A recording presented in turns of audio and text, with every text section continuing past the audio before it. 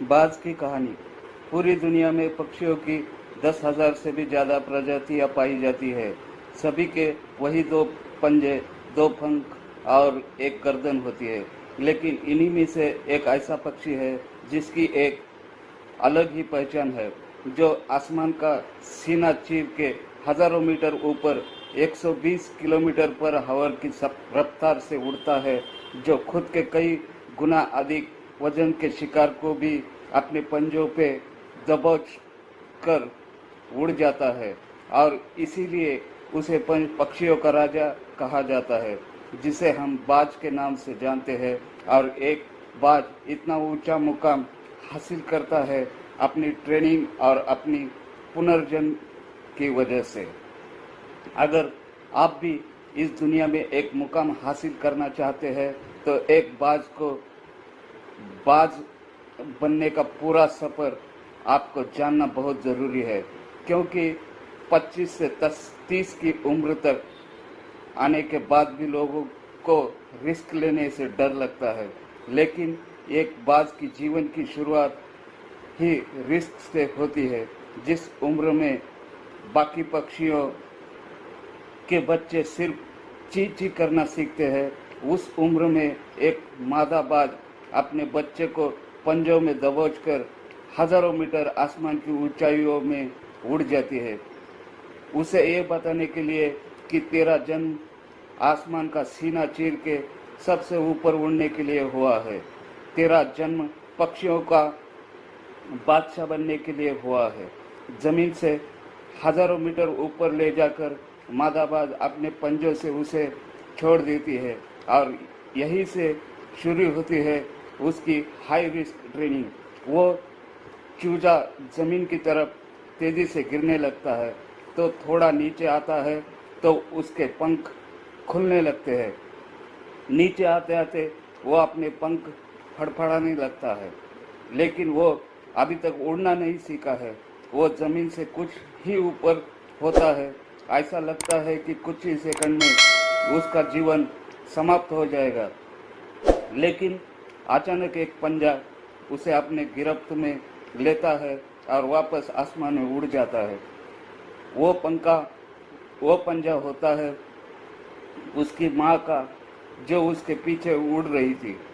उसकी ये ट्रेनिंग तब तक चलती रहती है जब तक वो उड़ना नहीं सीख जाता है। इतनी हाई रिस्क ट्रेनिंग के बाद इस दुनिया को एक बाज मिलता है।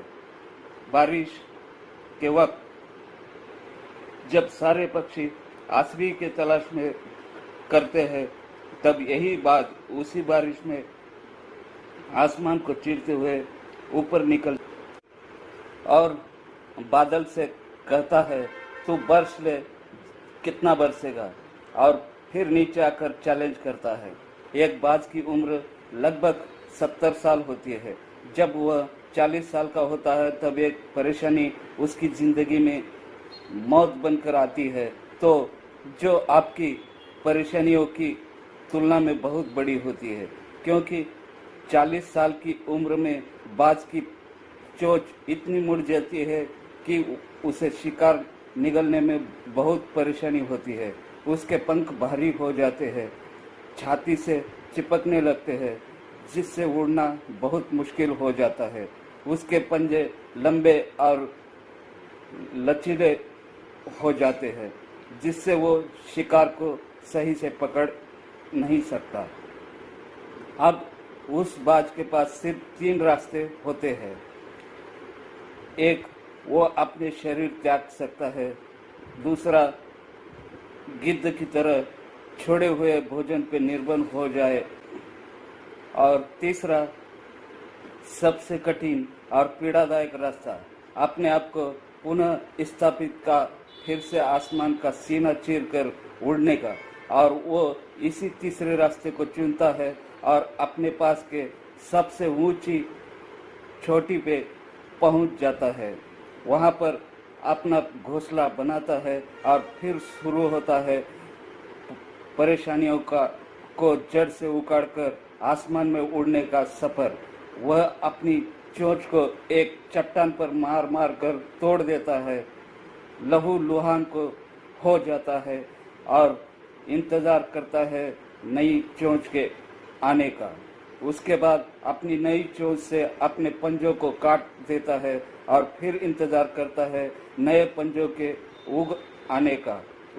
उसके बाद वह अपने एक एक पंख को अपने शरीर से अलग करता है, फिर इंतजार करता है नए पंख उग आने का। और इस प्रक्रिया में उसे समय लगता है पूरे 5 महीने का।